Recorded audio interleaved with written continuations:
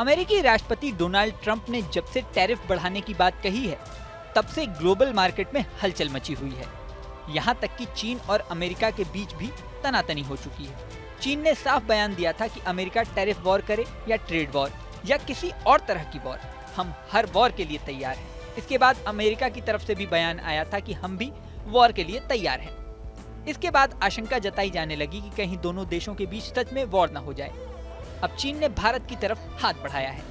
चीन ने कहा है कि दिल्ली और बीजिंग मिलकर सत्ता की राजनीति का विरोध कर सकते हैं। साफ संकेत है कि अमेरिका के खिलाफ एक साथ खड़े होने के संकेत दिए जा रहे हैं। चीन के विदेश मंत्री वांग यी शुक्रवार को नई दिल्ली पहुंचे। यहां उन्होंने नई दिल्ली और बीजिंग से मिलकर काम करने और आधिपत्यवाद और सत्ता की राजनीति का विरोध करने में अहम भूमिका निभाने की अपील की। उनका ये बयान अमेरिका से चल रहे विवाद के संदर्भ में माना जा रहा है। चीनी विदेश मंत्री वांग यी ने नेशनल पीपुल्स कांग्रेस की बैठक के बाद कहा, ड्रैगन और एलिफेंट को नचाना एक वास्तविकता है और यही एकमात्र विकल्प है। उन्होंने कहा, एक दूसरे को कमजोर करने की बजाय एक दूसरे का समर्थन करना और सहयोग करना, मजबूत करना दोनों देशों के मौलिक हितों में है। उन्होंने कहा, अगर दोनों देश जो एशिया की दो सबसे बड़ी अर्थव्यवस्थाएं भी हैं, अगर एक साथ आते हैं तो अंतर्राष्ट्रीय संबंधों का लोकतंत्रीकरण और ग्लोबल साउथ का विकास, मजबूती एक उज्जवल भविष्य होगा।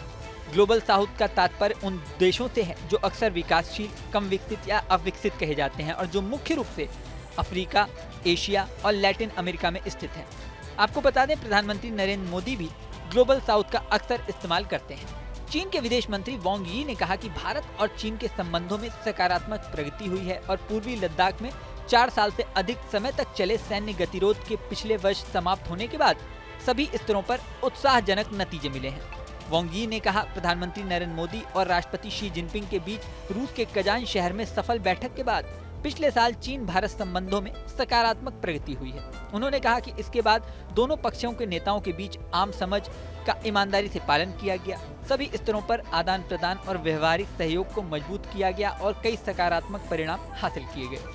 हालांकि अभी तक उनके बयान पर भारत ने किसी भी तरह की प्रतिक्रिया नहीं दी है। इससे पहले गुरुवार को विदेश मंत्री एस जयशंकर ने कहा था कि भारत सरकार चीन के साथ संबंधों के लिए सकारात्मक दिशा तय करने के लिए काम कर रही है। अब चीनी विदेश मंत्री के बयान के बाद कयासों का दौर शुरू हो गया है। आपको बता दें कि अमेरिका ने टैरिफ बढ़ाने का ऐलान किया था। उसने चीन, मैक्सिको और कनाडा में तो मार्च में ही टैरिफ बढ़ाने की बात कही थी, लेकिन इसके बाद उठी आवाजों को देखते हुए अब ये टैरिफ बढ़ाने का प्लान 2 अप्रैल तक पोस्टपोन कर दिया गया है।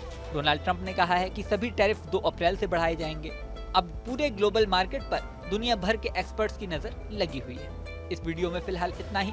बने रहें न्यूज नेशन के डिजिटल प्लेटफॉर्म पर। न्यूज नेशन अब व्हाट्सएप पर खबरों की ताजा अपडेट के लिए न्यूज नेशन के इस QR कोड को स्कैन करें।